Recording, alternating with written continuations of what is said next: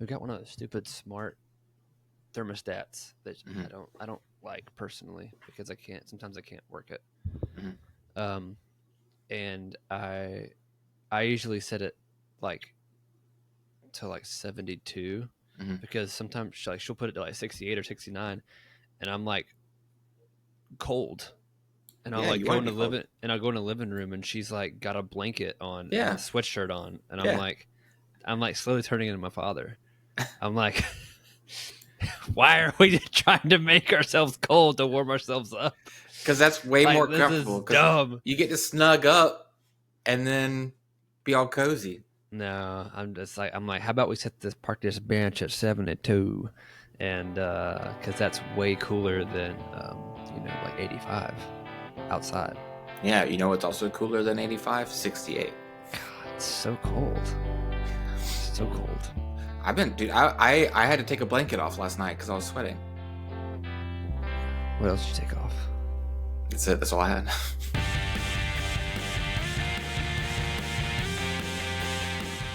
What's going on, guys? Welcome back to a new episode of Born2BNerd Podcast. My name is Lance. My name's Ethan.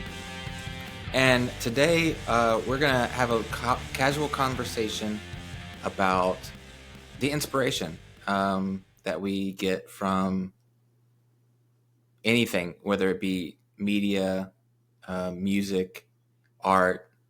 I've been thinking a lot about it recently, and I thought we could have a nice little discussion about it. Talk about what's been inspiring us, what kind of influences our decision-making, things like that. Yeah, I think it'll be a nice little introspective conversation that I don't know. We kind of like talk about it every now and then, like when we're just chilling in Discord or something. But like, to actually dive into it. Yeah. Would be cool. Well, so, I know you don't use TikTok, but I have TikTok and I watch it when I'm at work a lot, on break or whatever to try to kill some time. Yeah. And it can be, not good sometimes, but it's also can be amazing sometimes. And you get a lot of, if you're a creative or even if it's not necessarily creative, but I'm taking the creative lane right now, there's so much inspiration on there. And I follow all these creators and artists and I see things all the time that just make me want to make something or create something or whatever. And I've been thinking about doing it for a long time, but I just got it in the mail, Paper-like screen protector for my iPad. So it makes your iPad have the texture of paper so that whenever you're drawing on it, it adds a little bit more friction to your Apple Pen. Yeah. So because this glass, your Apple Pen just slides across it. Yeah. And it's really hard to have nice, straight lines or nice, fluid curves. It gets very, unless you add I don't like adding the, I forget what it's called, stabilize or whatever, where it auto uses AI to adjust your lines and curves and make them more straight or more even or whatever. It just feels like you lose some control. So I got the paper screen protector to kind of bring the power back to me so that I can get back into drawing, because I've been wanting to get back into drawing, and I just didn't know how to touch an iPad and feel that's the way to do it, because you can use any color, you can use any pen style or whatever. It just gives you so many options. But I felt like whenever I was drawing, I would just lose my inspiration or lose my motivation so quickly because I just couldn't get what was in here on there, Yeah. And so I'm going to try this paper-like, and see if that kind of helps me feel like I'm drawing on a notebook again, But I was watching TikToks and I found this. I was telling you about it yesterday. This woman who was kind of gassing up her husband for being the master crazy hobbyist. Yeah, just not just like a hobbyist like me, but like just like succeeding in everything that kind of like a savant, and but watching someone at like a master level like that, I feel is so inspiring to me, because I'm like, even if I can just get like a hint of that, I'll feel so accomplished, you know? And then I don't know why some people might be demoralized by watching someone be a master of something with such little effort. But for me, it's inspiring because I don't need to be a master. I just love watching or seeing works of art like that done by just a person, you know? Yeah. Do you like seeing the process too, or not? Oh yeah. The process and the progress, like not. I'm a really big fan of like, you know, I do the YouTubes, and I've noticed that like I'm not necessarily there for the end. Like I'll watch to the end and I like seeing the final result, but I'm much more invested in the process and the progression along the way of something being created than I get fulfillment of like the end result. Like the end result is going to be the end result no matter what. But it's like what happens in the middle of it is like what really for me is like what's rewarding about those kind of like videos. Yeah. It's like seeing the process explored. And I think what it is for me, and it might be the same for you, seeing someone's end end product. Let's say it's a drawing, and it's like let's say it's like an anime character or something, and it's just perfect. Just seeing that, you're like, I can never do that. Like I'll never get there. But I feel like for me, watching the process, I'm like, oh. Like whenever they're doing like, let's say they're doing they line restarted art. like 5 times. Yeah. Like before they even got the right idea of what they were going to do. Yeah. And like just watching someone do like some line art or something, I'm like, I can do that. And then they fill it in with, I said feel. Like my Southern's coming out. I feel.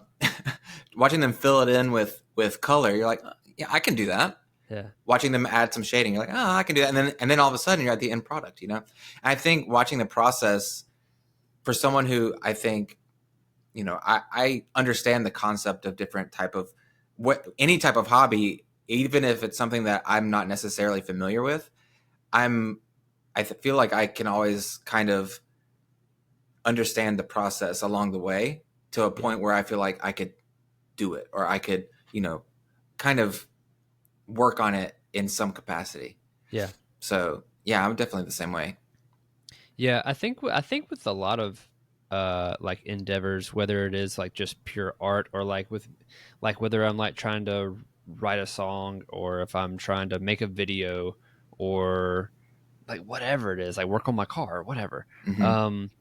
Like seeing that it doesn't have to go from like 20% done to 100% complete, that there's all these little bitty increments along the way to 100% completion.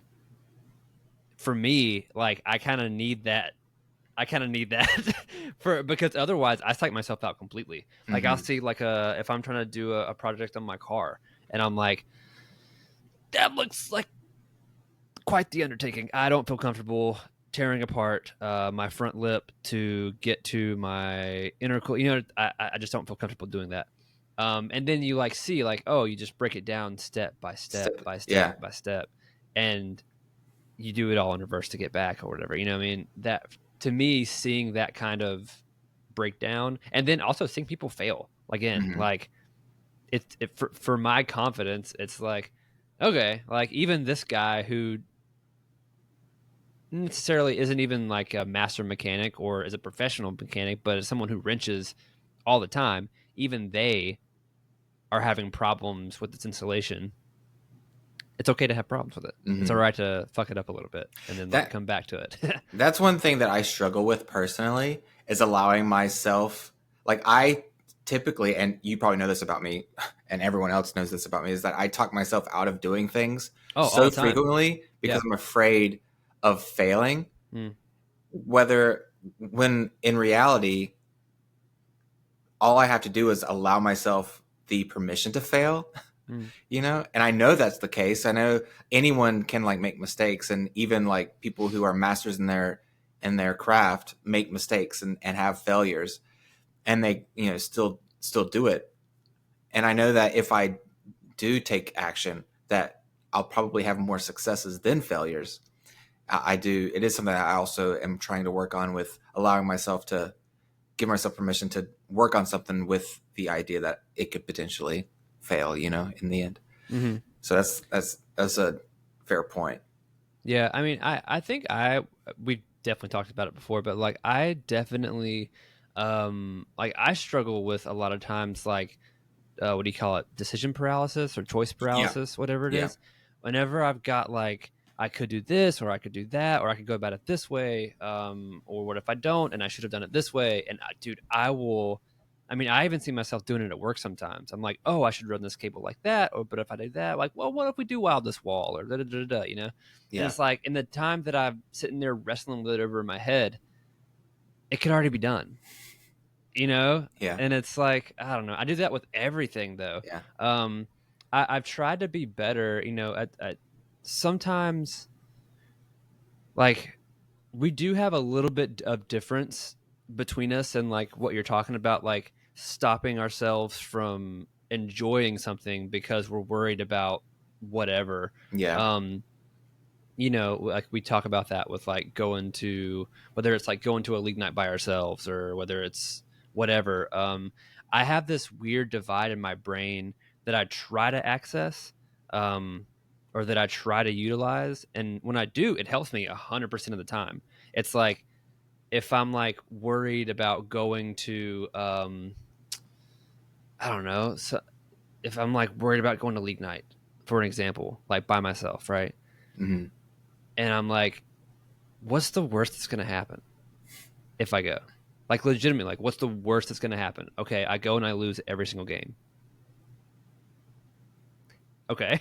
Yeah. Then that's the worst that's going to happen.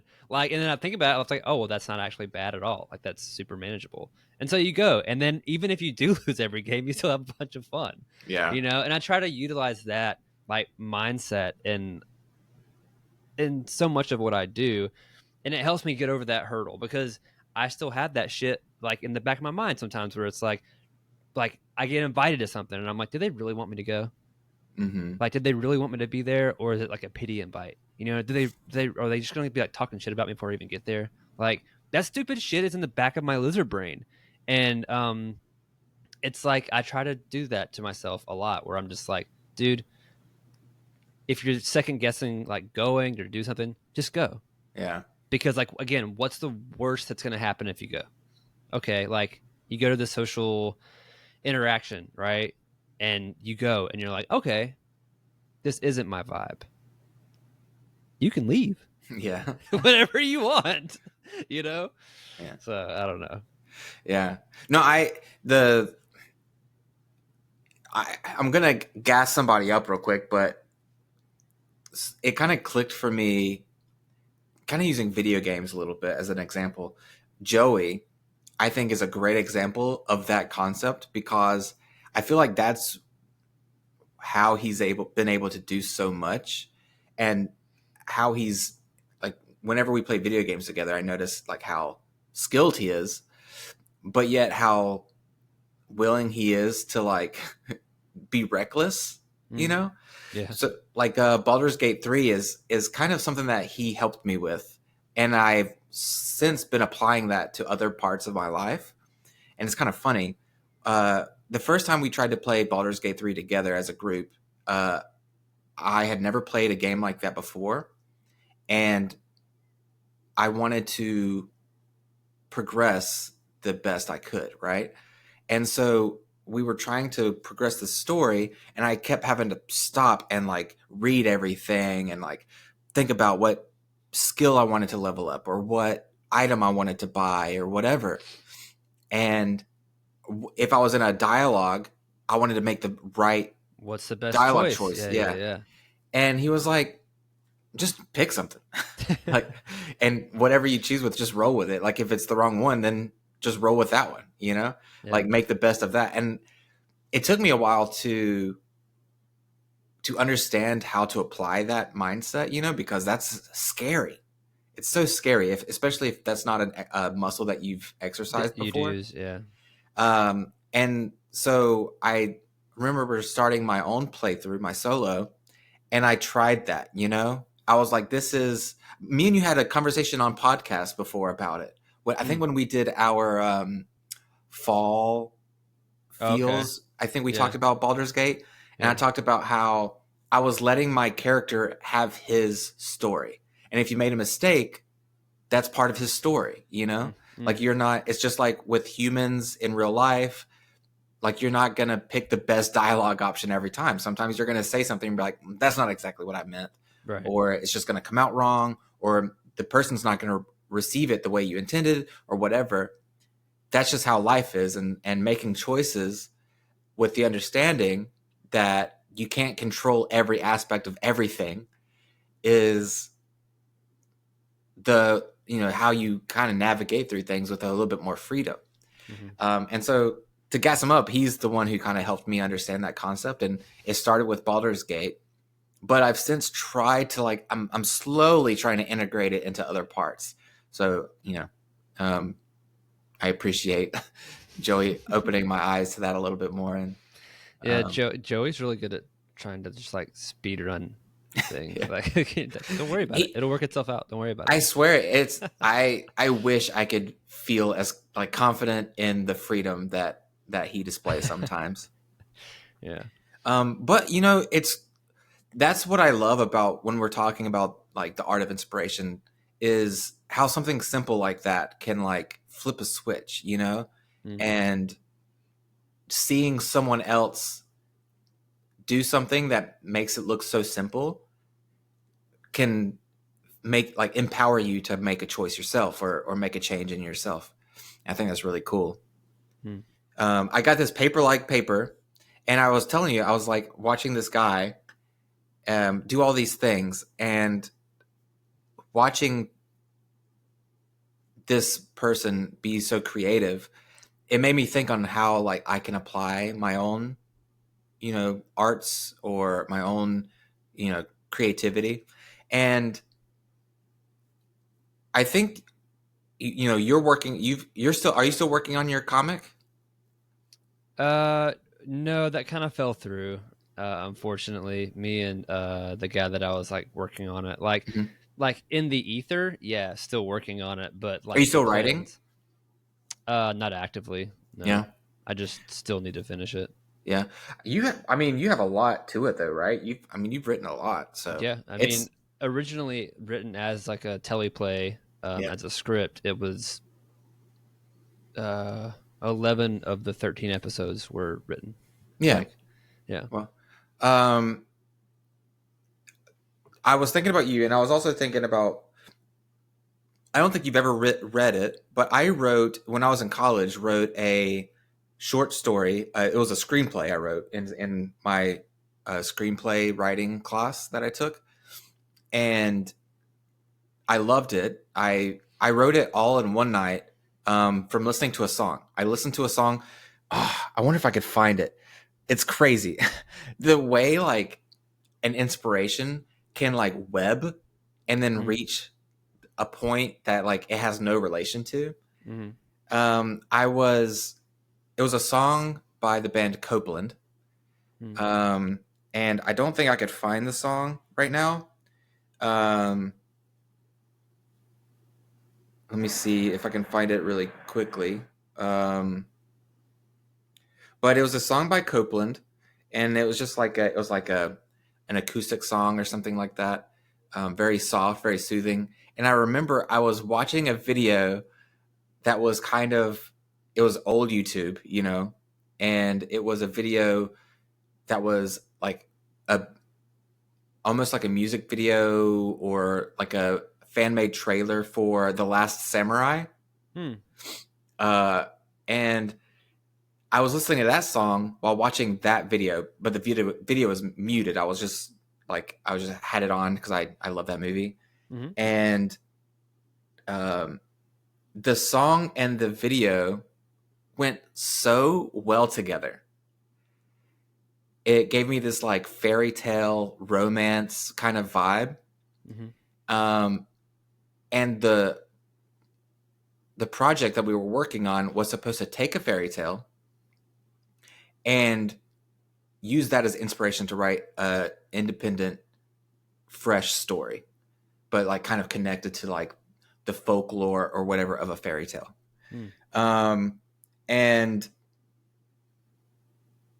it was, I remember watching that video, listening to that song, and hearing that and thinking of like this fairy tale romance kind of mindset, and everything just clicked, you know? And in one night, I had this huge inspiration of this story, and I wrote it. I literally, oh my gosh, I literally couldn't put down my pen.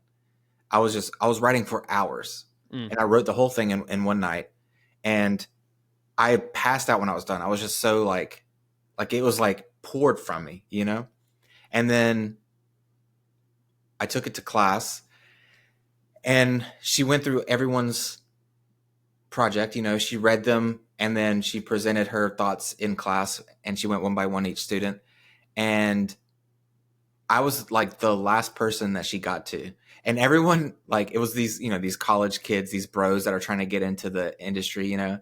And I remember every time she called a new person, she was like, "Were you high when you wrote this? This is wild," you know. And then she got to me, and she was like, I was so nervous because she had been roasting everyone. Yeah. And she got to me, she was like, "This was so good." I was like, "Oh," you know. And she called me after class, and she was like, "You need to do something with this. Like, this is genuinely really good." And I remember she kept up with me after I, you know, finished that course, to check in, you know, and she was awesome. I think her name was Lucinda. She was, you could easily find her. I think she won an Golden Globe in the 90s for a documentary she did. And then after that, she did movie trailers. So she did I remember she did the movie trailer for X-Men 2, I think. And, you know, just a little bit of lore from her. But anyways, I have been holding on to that story forever, trying to figure something out with it, you know? And I remember when I was working with those film guys in Wilmington, when I was in school, this guy I was working with wanted to turn it. I filmed that horror movie with him, Mason Borough Massacre, I think it was called. That little independent short or whatever. I don't even know if it went anywhere, but he wanted to film my screenplay. I let him read it, and he was like, "We should film it," you know? And then that never happened. And then, you know, I've just been holding on to it, thinking of what to do. And I'm watching these TikToks and trying to get back into drawing. I was like, why don't I just draw my own graphic novel for it?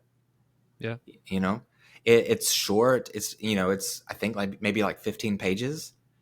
So I could probably illustrate like a little graphic novel for it, and then do it myself, you know? Yeah. So that's what I got this paper, and that's the muse. That's yeah. It all started with a song, and then watching like a fan made tribute to The Last Samurai. But it's just crazy, man. I was thinking like the same thing with, you know, I've talked to you about your story too. It's just like you have this project that have you ever talked about where your inspiration for it came from? You're talking about my series, right? Still, on here, I don't know. I don't think so. I don't think you've talked to me about like the specific thing that like launched your idea, right? Where like it came from. I don't know if you want to spoil the story or like talk about the specific story while you're still working on it, but just the inspiration. The inspiration was me being like 23 and like falling in love with motorcycles, and being surrounded basically like my whole life, like being in North Carolina, liking motorcycles, but because I'm in North Carolina, like all that you see around there are Harleys and cruiser like motorcycles. And I remember like going to work up in Winston-Salem at the Baptist at the hospital that I worked at, I met this guy named Michael who rode a BMW, and I've never seen a BMW motorcycle before. And it was it wasn't cafe'd out or anything, but it was just so different. It was kind of set up touring spec, but without the huge fairings on it. So it had this big boxer engine coming out the sides of it, and like the pinstripe on the sides of the tank. And I mean, it was like a K100 or something. And it was just so sick. And I remember talking to him about it, and he was like, "Oh yeah, like if you like this, like you probably like Triumphs or something like that." And I was like, "What the fuck is a Triumph? I've never even heard of a Triumph." Mm-hmm. And I started deep dive into like Triumphs and like the cafe racer scene of like the 60s. And there was just literally this whole other world of motorcycles that I'd never even known about because of like where I grew up. And at the same time, I was also like, I don't know, me and my mom were kind of having this like, I don't know, our relationship was like turning from like me being her kid to also me being like an adult, and like having like real adult conversations, with her. And I just realized like how much it was like one of those things where like I realized how much I love my mom and how much I respected her, and all the stuff that she had done for me, and so that's kind of where it was started from, was like this, in a way it starts off as a love letter to my mom basically, and like a newfound love for the cafe racer boom of the 1950s and 60s in London. Did the whole story click at once, or did you start with like a concept and then you started it and then more started clicking as you went along? It definitely built. I remember like I wrote it with the idea of like the first episode was in my head. Like I knew how I wanted the first episode to end immediately. And then from there, I think it's one of those things like if you've written a story, like you kind of get it. Like as you introduce characters, pieces start to fall into place like very naturally. And you're like, oh, this is where that can go. And that happens because this guy comes in with this group of people. And, it just kind of naturally feeds it. The story propels itself forward. And somewhere early on, I knew how the first season of it ended, or if I do a graphic novel as opposed to like an animated series, how the first major block of it ends. Yeah. I remember like thinking back to a movie and like thinking of like this moment that happens in this particular movie and being like, I want that kind of impact, and not knowing how to get there or like where it was going to go. But I was like, I knew that like that was the impact that I wanted at the end of this season. And then when I started writing it and like storyboarding it out, because the way I have it written now, like the first 11 episodes they're typed up, their dialogue, all of it's in there. And then I've got 2 more episodes to go. But before I even started typing anything, I hand wrote every episode and like the characters as they come in, some of the major dialogue that happens in the episode, and like what happens within each individual episode. All that's been written out like for years at this point, Yeah. And I remember like getting to the point where I wrote out like the end and being like, God, I want to see it, because I wrote it.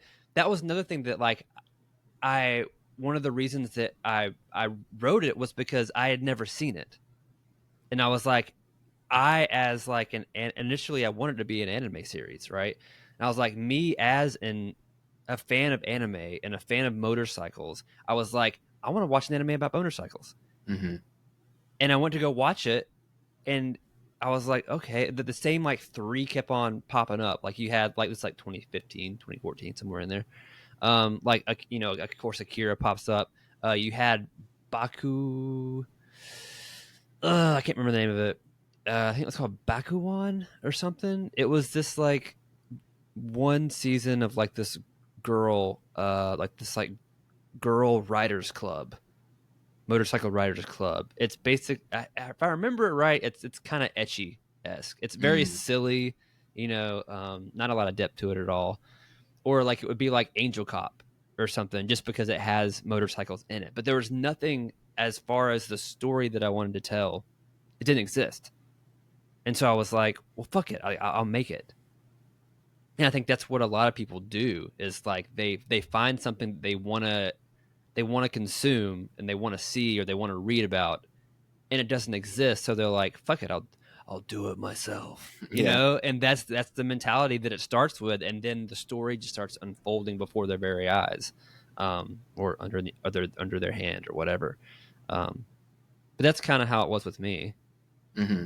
I'm sure everybody's process is kind of different, but yeah, man, that stuff's interesting and it's powerful stuff, especially like for a creative.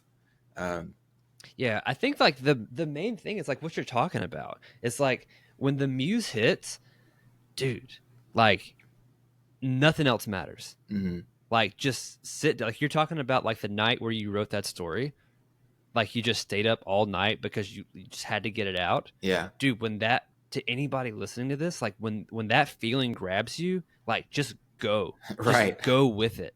Yeah. Because it, you know what? And you might wake up the next morning and you're like, man, this is trash. This is hot garbage.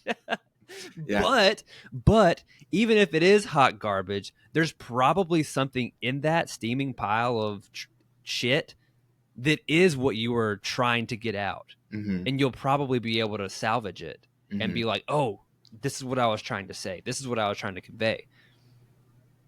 Whenever you get that feeling and I think I've recognized that like as I've gotten older, those like moments, like they come less and less like throughout your life as you get older and older. Right. So when you get those moments, like, dude, you got to chase them. Like you just got to go with them. Yeah. Like wherever it takes you, you just got to go with it. Yeah. Yeah. I'm trying to capitalize on that feeling currently, trying to get back into that. Cause I get these inspirations all the time and then I talk myself out of them, like what we've been talking about, that fear, and that's why, I want to get back into drawing. I want to get back into illustration. I did that VTuber model for Joey. Mm-hmm. That was the first thing I had drawn since I was in high school. Like apart from like doodling in college, and I helped, I helped my buddy Beeve whenever he was working on a video game for his coding class.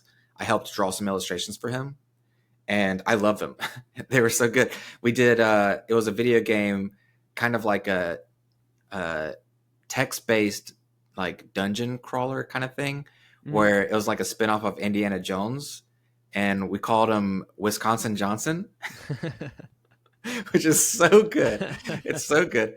And I did some illustrations for like specific events that you would reach if you hit certain decisions, in this video game that he was making. Yeah. But that was the last time I did something like that. And then I did this, Joey was talking about getting into the VTuber thing, and I love that idea, and I was wanting to kind of like consider the same thing for myself, And I started that VTuber model with zero understanding of how to do it, and I hadn't really drawn anything like high level anime inspired, where I was actually trying to create this anime style character for him.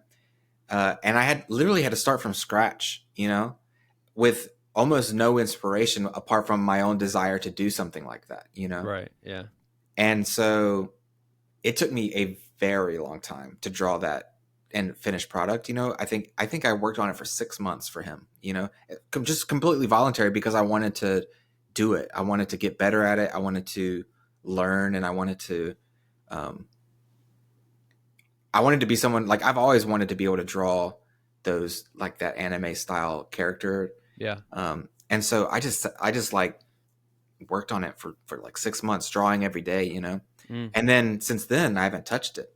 And I got this screen protector as like a commitment. It's like, I'm gonna do it. I'm gonna get back into it. And so I'm trying, man. I'm trying to like get that inspiration and like push it. And because I watched this video, I don't know if you've heard the same concept, but I've listened to this therapist on TikTok talk about people like me. We tend to wait on inspiration to do something, and that's not necessarily where art or creativity or just productivity comes from. Yeah. Sometimes you just have to start walking.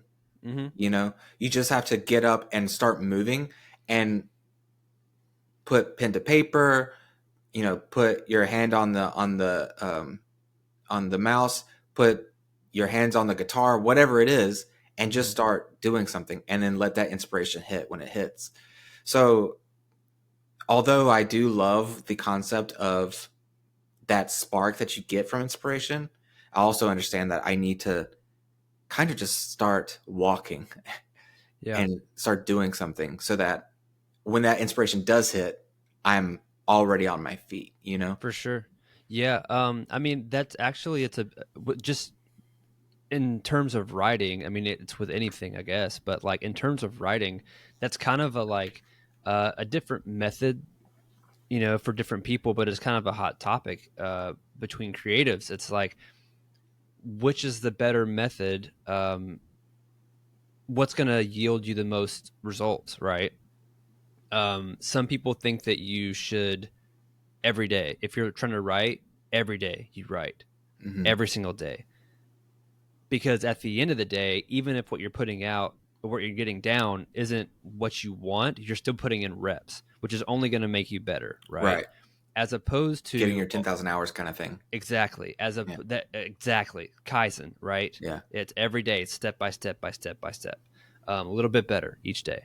As opposed to the method of like, I feel stagnant. Like it doesn't matter what I put out today because I'm wasting my own energy and my own time when I could be getting inspiration to put forth a better product out there, right? You know, like today I don't feel it. I don't feel the muse, so I'm not even going to try because there's nothing to put down. So I'm not even going to try. I don't know. I think I definitely, for me, it works better for me if I am just like putting in the reps, because I like routine, and I find that if I set deadlines and if I set goals every day, you know, from whatever, let's just say if I get home at 6 every day from like 7:30 to 8:30, I'm gonna write. Like, if I set that deadline and that goal for myself, even if I'm putting down something that doesn't really amount to what I want it to, in the end, it's still going to make me a better writer. You know? Yeah. But it's more than just noodling, I think, too. It's more than just doodling, like with your like drawing, right? It's got to be like intent. Right. So like that's one of the reasons that I've been stagnant in like guitar playing for so long is because I could sit here and noodle all fucking night, but I'm not working towards anything. I'm just like, and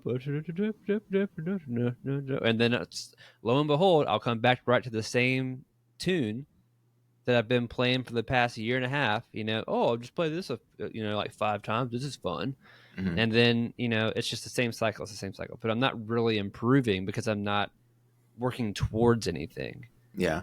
I will say, though, that I reached that same point. I used to practice guitar every night routinely. I used to spend about an hour a night practicing guitar. And I remember the night I quit. I was kind of like depressed about, you know, my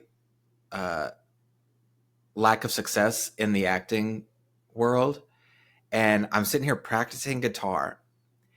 And I remember I was kind of reaching that point where I was just kind of playing the same stuff every night, Mm-hmm. mainly just, it was almost like I was just warming up every night and then going to bed. Yeah. But I remember I was doing that and I said to myself, I was like, what am I practicing for? Mm-hmm. Like, what am I trying? I have no dream of being a musician.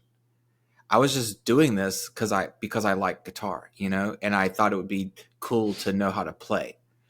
Mm-hmm. And then I quit. And I'll tell you, I regret it. I regret quitting.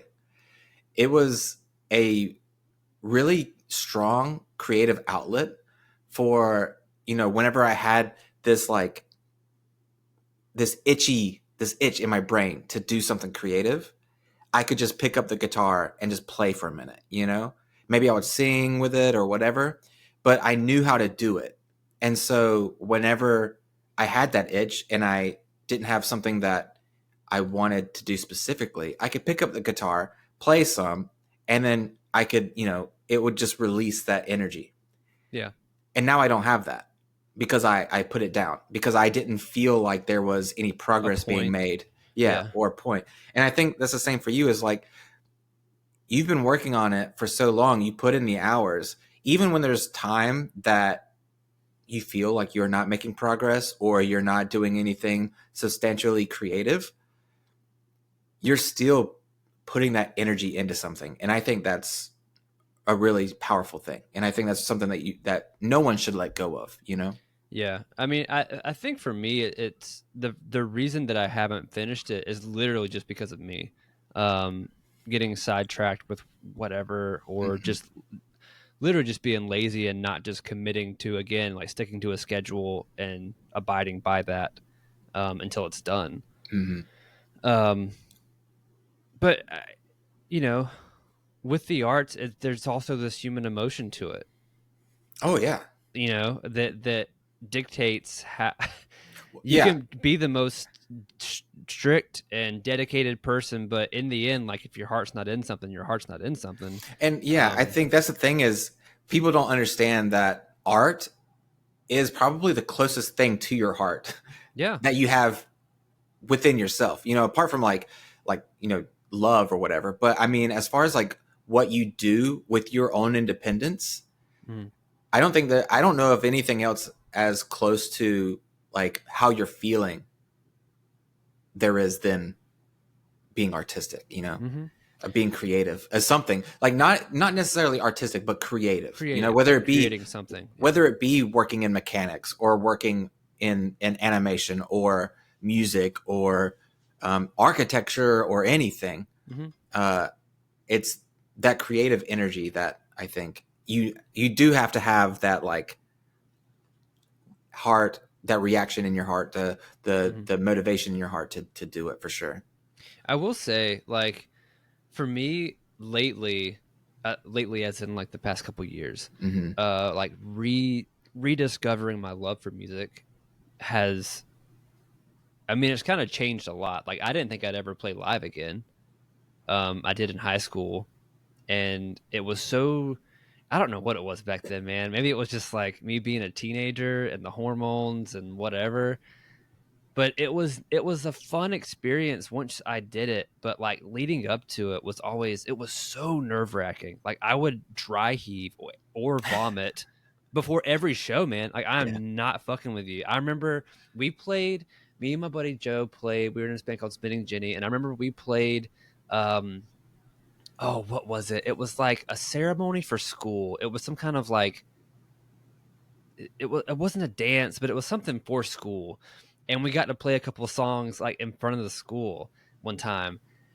And I remember being in this, like, it was like this little, what do you call them? Not convention hall, like a little reception hall type thing.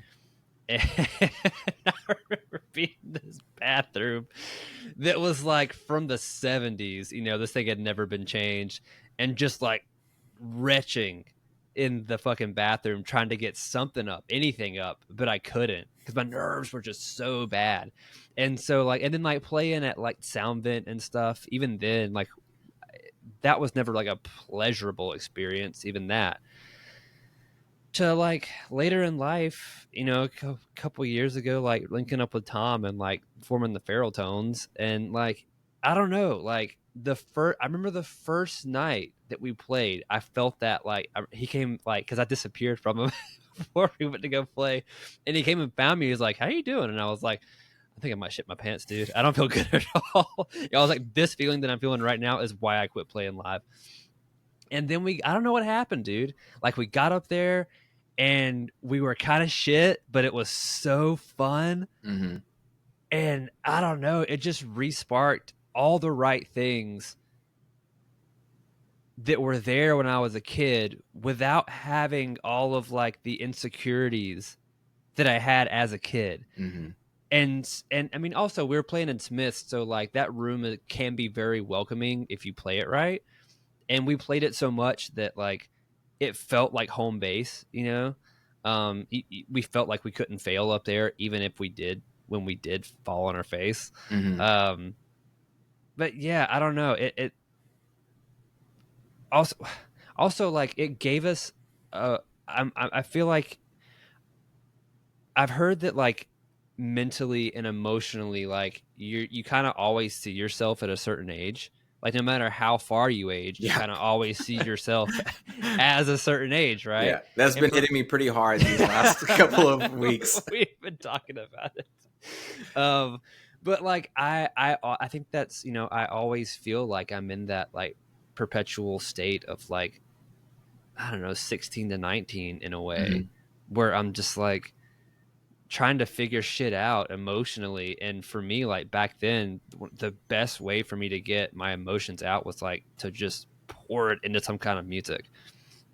And so like here lately, like I mean, I'll forever the sad boy. I'm always writing sad boy shit. But like whenever I do, dude, putting that shit in a song and like and writing it and just getting it out and playing it, and you're like, oh, okay. And not only does it serve as an outlet to get it out, but then it also serves as a reference point to you for you to see like, oh, this is how I felt in this particular like moment in time. Yeah. And you can explore it to whatever extent you want to. Like you can either put it away and be like, I don't need to feel that. You know, like I've written songs about like my grandfather, and like I don't need to feel that all the time, but I know they're there and I've written them. Or like, you know, songs about being broken up with or whatever. Yeah. Like you don't need to feel that all the time, but you know that they're there and that you made them, and that's where you're capable of going, the good and the bad, whether you're hyped the fuck up or whether you're down here. Like, you know where you're capable of being. Right. And the fact that you created that and that you're able to create that, like, that's what's fucking awesome about the arts. Yeah. You know? Yeah. That's crazy, because I was going to bring up something similar, is where, you know, being in therapy, one thing that is always recommended is journaling, you know, and I tried journaling and I hated it. I couldn't put my thoughts on like written out the way like I'm just not always the best at communicating, even when it's to myself, you know? And I hated it. I hate journaling. I have about 15 empty journals from like gifts, things that I've bought for myself to try to influence my own, you know. And then I remember one day I was such in my feels and I was having such a hard time mentally. And I was like, I know that my therapist would say to journal, to put my thoughts on paper, but I can't. I hate it. I hate journaling. I hate having to like wait for the words to come to like express my feelings, whenever my feelings aren't necessarily words, they're feelings. And I was like, you know what? I'm just going to draw. I'm just going to draw my feelings instead. And I remember getting out my, my Procreate on my iPad and just like painting on Procreate. And it was the same way, where it's like, it was so much easier, and it was so like expressive. And I put those feelings literally on the canvas, so to speak. And then I was able to let it go. I was like, oh, that's so much better than journaling, you know? And so it's the same way for me, just on a different concept. It's like those feelings, it's so meaningful and like powerful to be able to release it onto an art, and use your own feelings as the inspiration to get the art out, the creative outlet. Right. And so that's what I'm trying to ride that wave as well. Like you are with the music. Is ever since then, that's kind of what sparked my own desire to get back into drawing, to get back into illustration or painting or whatever it is that I end up kind of falling into with this, just putting my hand back on a pencil, Yeah. And whether it be electronic or not, but, cause that was my outlet, for so long. Mm-hmm. And I was good, man. When I was a kid, holy hell. I look back on my art from a kid. I'm like, how was I so good, so young, and didn't stick with it? Yeah. I could have. I was 10 years old drawing like comic accurate Magneto and, manga accurate Naruto, like very young. And I don't know what it was that persuaded me to let it go or to think that it wasn't, what I wanted to do anymore. But I think whenever I had that night of, because I was around the same time that I started working on that VTuber model for Joey, just like getting back into it, downloading Procreate and starting to doodle again, that I realized that I was like, I should try to get back into this. Yeah. Yeah. Yeah. It's, I think that, having some kind of creative outlet in your life in whatever perspective that it is super important to like the human experience. I mean, whether it's like either just like doing a podcast like this. Yeah. Like I remember during the strike, that was one of the reasons that I needed it and I wanted to do it when we started this, was because like I felt like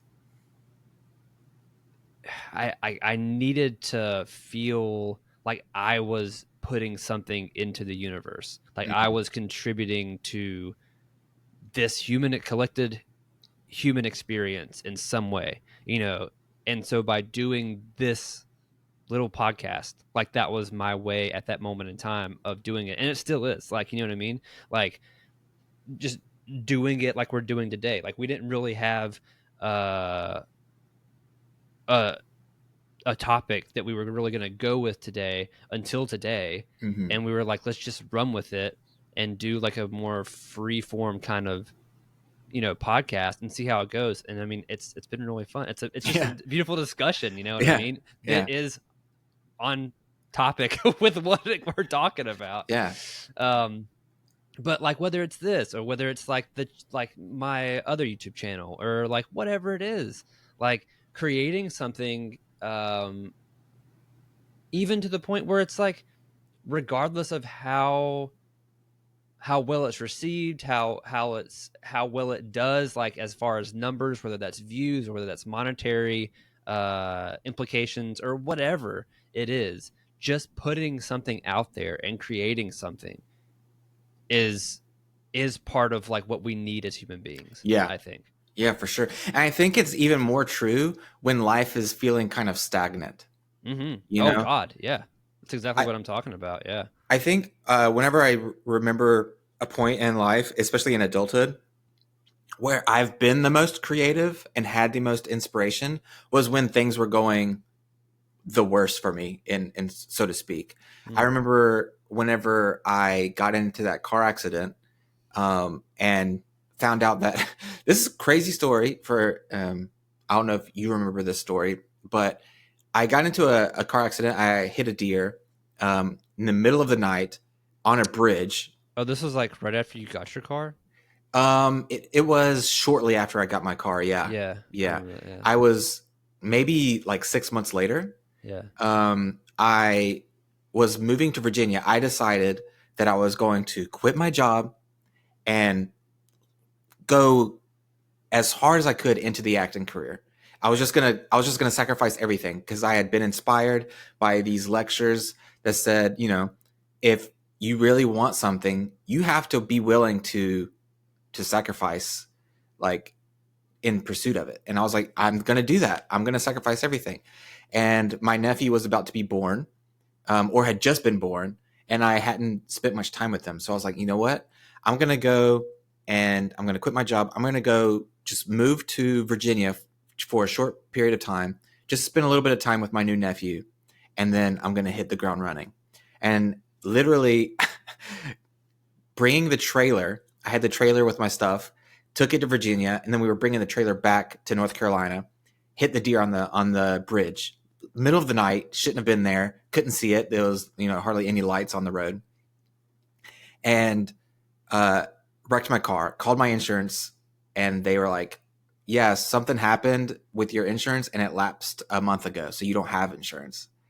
And so I lost my car, and it took me, I think, a year to be able to, I had to get a job on a roofing company for a summer to make, that was the summer that I met you.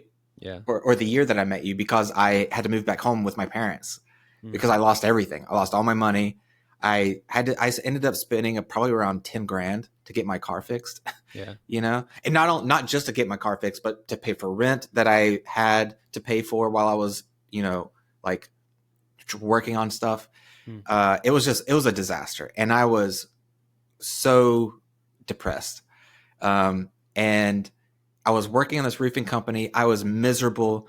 And for some reason, because I wasn't like trained in roofing, I would just help them clean up and stuff.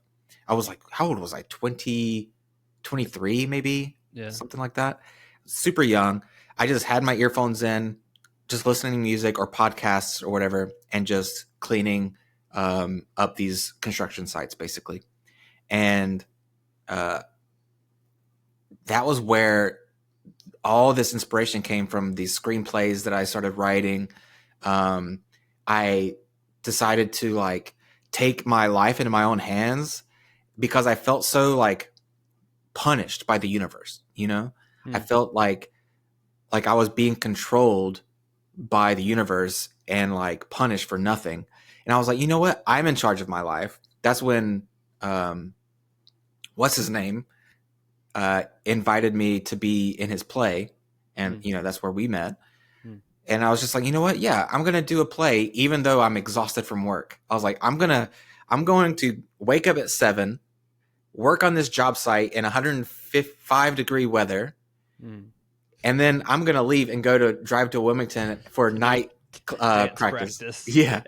And I did. And honestly, like I took control, and it was during that time where I experienced a lot of inspiration with being creative and was able to like release so much creative energy that, I hadn't had in a while. Yeah.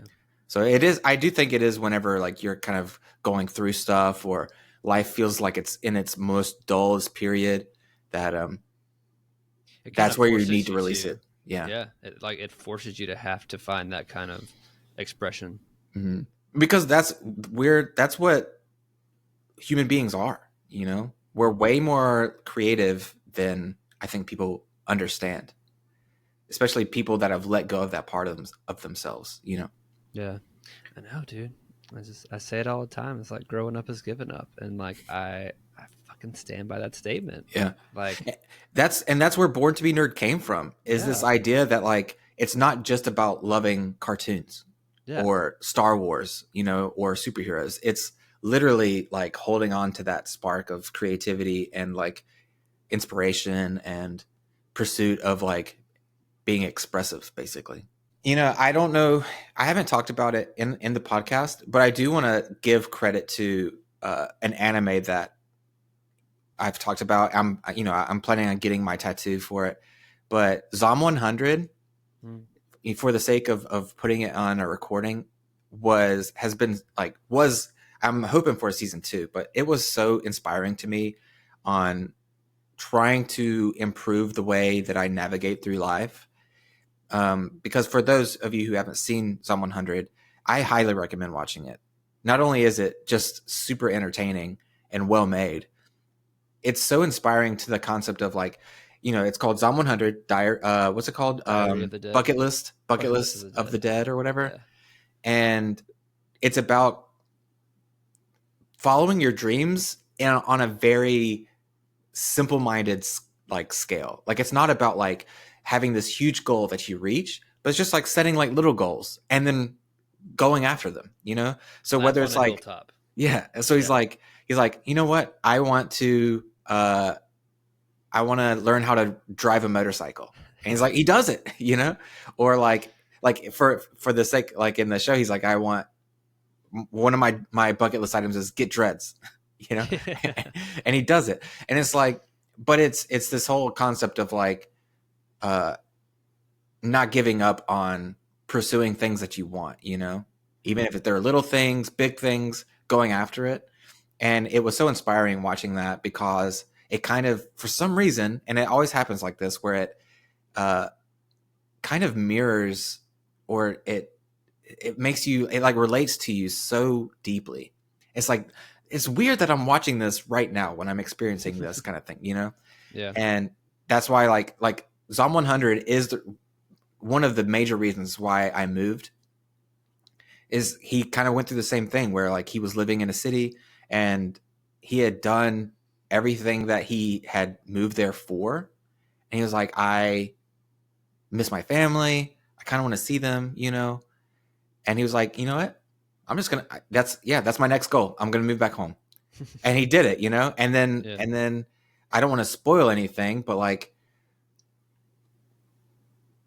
that wasn't the end of his goals, Once he reached that goal, he's like, okay, now that was nice. Now I want to set this new goal. And then he does that. And I'm kind of in the same boat where I'm like, I moved back home, but now what? Like, that's not necessarily the end. Like, that wasn't my main goal, is to move back home and live here forever. It was just, that was what I wanted to do then. And so I did it. Yeah. And so like, now I'm kind of in that same process of, all right, what's my next goal? What do I want to do? And then I'm, hopefully have the courage to just go for it, And it's largely in what's the word? It's connected to that anime. I don't know what the word is. It's largely in something to in connection in there's a phrase. There's a phrase there. Okay. But in thanks, I don't know. But Zom 100 is, responsible, largely irresponsible for that feeling and that motivation. And I think that's kind of the thing that one of the reasons that inspired this conversation idea was how much of an impact something like an anime or a song or whatever like that can just like change your way of life or change your way of thinking about life, Yeah. And I just wanted to give credit to that because maybe that anime could do the same thing for someone else who's like working in a dead end job and not knowing what to do with their life, kind of thing. I mean, the first like episode in general, the pilot for that show has got so much heart and it's so well thought out, and it's you can tell that the creator who made Zom 100, like they experienced some kind of extreme version of like what they're portraying. Mm-hmm. Like you don't just come up, I don't think you can just come up with that kind of thing. Like They felt that human emotion and they were like, I want to express this, and in so doing hopefully help someone else who is going through this. Because that first episode gets dark. Oh yeah, for sure. But then there's the light. Yeah. At the end, where like literally everything changes. Yeah. So. And that's also the beauty of that falls in line with our discussion, because a lot of the goals he sets, like he writes these bucket list items and then he reaches them and he's like, that wasn't really for me, Yeah. And that's what, kind of what we're talking about is like the understanding that like not everything is going to be exactly what you hoped for or be what you expected it to be. Mistakes are going to happen. Failures are going to happen. Mm-hmm. But just like trying is key. Yeah. And that's something that I think having our conversations this week is like what I'm trying to like give myself that hype up, you know? And so I was like, let's talk about it. Get hyped up. Because it's hard. We get down on ourselves, and I've been thinking about our conversations, and not to like get too personal. I don't want to get too personal. I want to be more of like a beacon of relativity for anyone listening. Whenever you're not working the job that you want or whatever, especially when we're at the age that we're at, and a lot of people our age are experiencing the same thing right now, where like it feels like life, like things feel bad, you know? Things right now don't feel the best for many people our age and people older or younger than us, but like, it's tough. It's tough out there. And it's easy to like just feel let down by the world around us. Mm-hmm. But I want to say no. No, I'm in charge. I have the power. I get to say how my life is going to go. So I'm trying to get myself energized up. And I was like, I want to get Ethan energized up, get up, hyped up. Yeah. Yeah. I know today was supposed to be really packed. I was supposed to go and do band practice today, and it kind of bummed me out because my friend, there was like, Atlanta had like Front Porch Fest or whatever it's called yesterday, where it's like everyone on the street. I think it was like MM Park, maybe, I can't remember, Gresham Park, One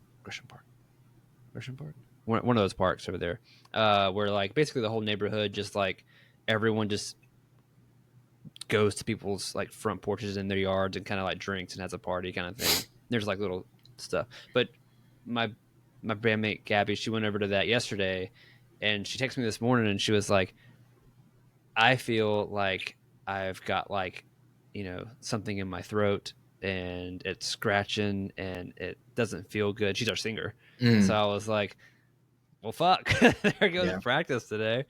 I was like, feel better and stuff, but I was like, whatever, we can just practice like another time. And she was like, dude, no, fuck. Like, she was like, I don't want to keep like postponing practice. Like, I want to do it. I want to set a date and then like do it. And then let's set a date to play, And I'm like, good. That makes me feel better. But I was still kind of bummed that like we weren't going to get to play today. But doing this also helps because I didn't know if we were going to get to do this today, and I was hoping we would, but I didn't know. But like, again, like setting the dates and like having specific goals in mind and having something to work towards is like, I think very crucial into like getting out of a funk or getting out of a mindset and working towards a better one. Because you can fall short of your goals. Like that's fine. We talked about that before. Like that's okay. That's human. Yeah. But having that deadline, almost having that this is it. Like I remember when me and Tom, like the first time that we played, when we played live in Feral Tones, I was like, he was like, let's set it. Let's do this on whatever date it was. And I was like, okay. And that kind of got us really nervous, right? But then we immediately set another date. We were like, okay, let's do this. But just so you know, my mother-in-law, like her and Hayden are coming down in July or June or whenever it was. I was like, let's play these dates that we're getting ready to play, our first ones that we're playing. Let's play these dates with it in the back of our minds that these are just warm-up dates. These aren't really the dates, right? These are just what's going to get us one step closer to being better for when they come down, and then we play for someone who we really want to, that I really want to play for and like make proud. Like that's the date, right? Yeah. That's the gig that we're working towards. So all of a sudden, all the pressure from the other stuff subsides a little bit. And then once we get there, like we get closer to that date, we get like approached to do a feature night where we do a full set where it's like 30 minutes or whatever it is. And we're like, okay, so that's the new date. That's the new thing. And so the date that we built up in our heads, comes down a little bit and just makes it easier and easier. And so like setting these like little goals, it helps. It helps. I've never thought about that before. Yeah, it helps the progression of things. That's interesting. Yeah. I like that. Yeah. Yeah. I need to think about how I can do that myself with my stuff. Yeah. But yeah, the human condition, man. Inspire, create. Yeah. Repeat. Keep going. Yeah. I mean, it's important. Like, I think the biggest thing that I am trying to tell myself right now that maybe other people are relating to is I'm trying to tell myself to stop being like, I don't want to be a talker. I want to be a doer, you know? And I think I've been in a, you get in a funk and you tell yourself like, I need to do this. I need to do that. I should do this. I should do that. But you get scared and you talk yourself out of it. And that's, I think maybe putting this out in the ether, I'm hoping will like encourage me. It's like, I said it now, I need to commit to it as doing, Yeah. And so, yeah, I'm energized. I'm ready to start doing. Do it. Do it. Just do it. All right, everybody. Thank you again for watching or listening to another episode of the Born2BNerd Podcast. A little different format today, but it was a fun one, and I hope some of you guys took something from this conversation. Yeah, and feel free to add to it as well. Yeah, always in the comments, in the review section. If you want to, give us some 5-star reviews, that'd be cool. Where do you do that? You do that in the like Apple Podcast or Spotify. Apple Podcast. Yeah, Spotify podcast. Nice. All of those where we are listed. Lance, you got anything coming up on the Born2BNerd YouTube channel? Any streams? Ooh, Twitch? YouTube channel. I just have noticed like people multi-streaming, like streaming on Twitch and YouTube. So I've been thinking about doing the same thing because we do have, a subscriber base on YouTube that I'm sure like, I don't know, what the chances of them showing up for live streams are, but if I can reach some of them with a live stream, I think I'd like to do so. So I might be trying to multi-stream here soon, if not fully switch to YouTube. But I put so much work into the Twitch, I kind of want to keep it. Yeah. So maybe trying to multi-stream. Speaking of like the art and stuff, I've been considering just like plugging up my iPad to the live stream and just like doodling on live stream. So if anyone wants to kind of watch me progress, because I'm going to be pretty raw at the beginning of relearning how to do everything. So, but I think it'll be good to kind of take inspiration from requests or notes of artists that kind of want to join or whatever. So sure. Yeah, I might be doing that soon. That's about it. Cool. As of now, I'm off this week, so I'm going to be doing recording another video for my Throttle Fox Moto Photo channel. So if you guys want to look around or look up the new video that's going to drop, hopefully this week, you can catch me there. Otherwise, we will get interrupted by my unhappy dog at the Amazon truck driving by. Other than that, guys, thanks for tuning in again, and we'll catch you next time. Yeah. Yeah. Yeah. Bye. Bye.